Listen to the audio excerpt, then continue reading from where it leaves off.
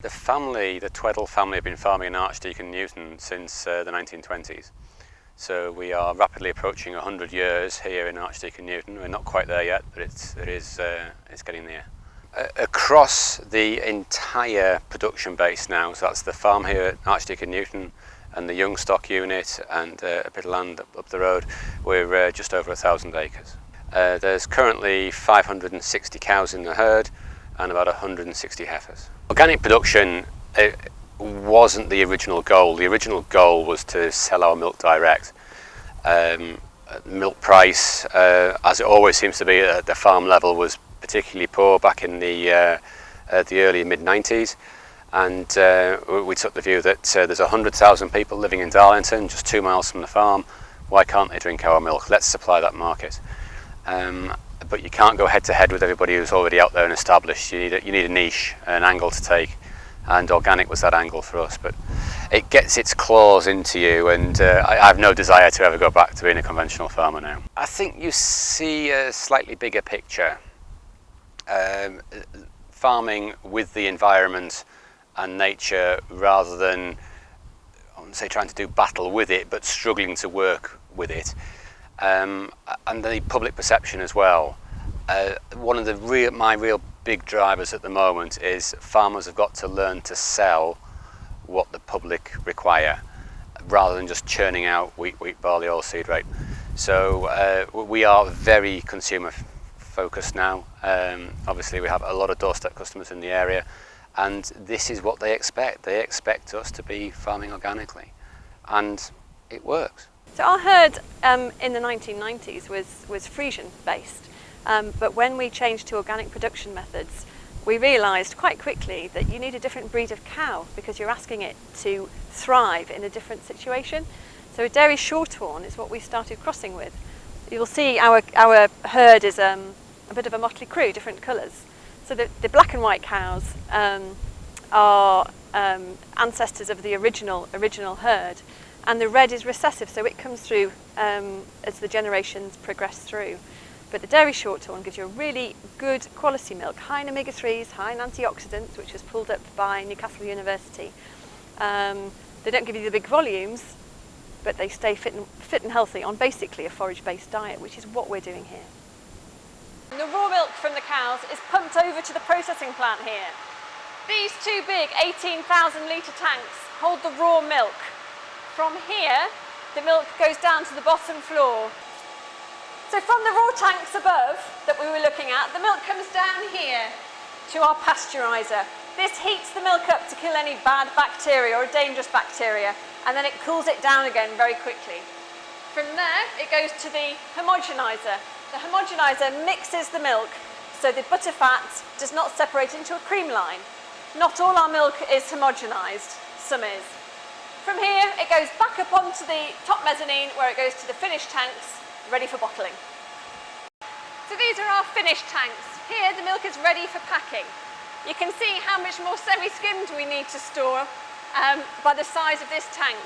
But here you have finished tanks for unhomogenised milk, semi-skimmed, whole milk, and fully skimmed at the end.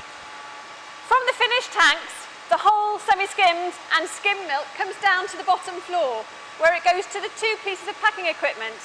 All the poly bottles come off this line here, and the glass pints are packed on a separate line underneath me here.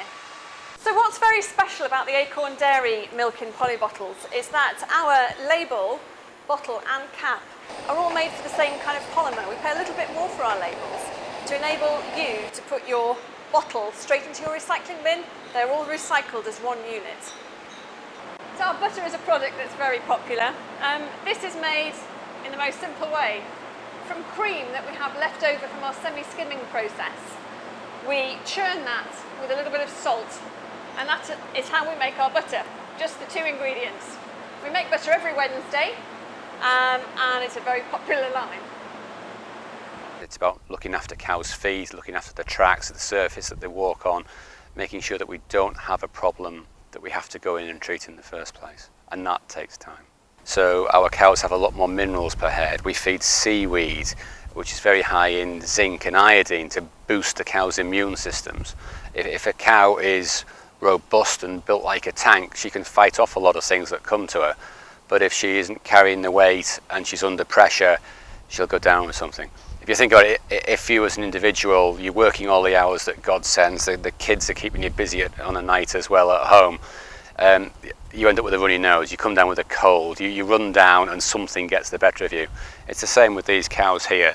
If a cow's got quite a lot of flesh on her, she's a robust, healthy animal, she should be in a good condition. 3-leaf clover is the cornerstone of our production.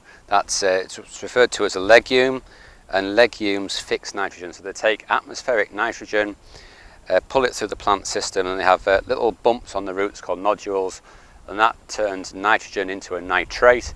So that nitrogen is then available for the clover itself, but also any companion species that are growing in the same field. So in this case it's grass, and that greatly reduces our need for artificial fertilizers.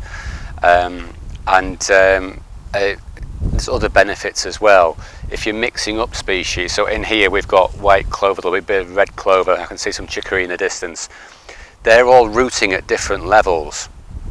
So if you've got a deeper rooting plant like chicory, red clover, sainfoin, lucerne, something like that, they're pulling up minerals from a lower level, which the ryegrass can't achieve. So you're boosting the mineral profile of the grass again. Customers think our milk tastes fantastic. Of course, they're right. The customer is always right. Our milk tastes fantastic. But again, if you can get the forages right going into the cow, that'll make sure that the butterfat profile of the milk's correct. We also don't standardise. So in the UK, whole milk is 3.5% butterfat, and the large-scale guys, they'll if there's any milk going into the dairy that's over 3.5%, it's standardised down to 3.5%. So that generates an extra cream income stream for them. We don't do that at Acorn. So the whole milk is as it comes from these girls here. So it will change a little bit throughout the year. When cows are out at grass, they're producing a few more litres, but a little bit less butterfat, a little bit less cream in the milk. When they come inside during the winter, the dry matter of what they're eating goes up because it's a preserved forage.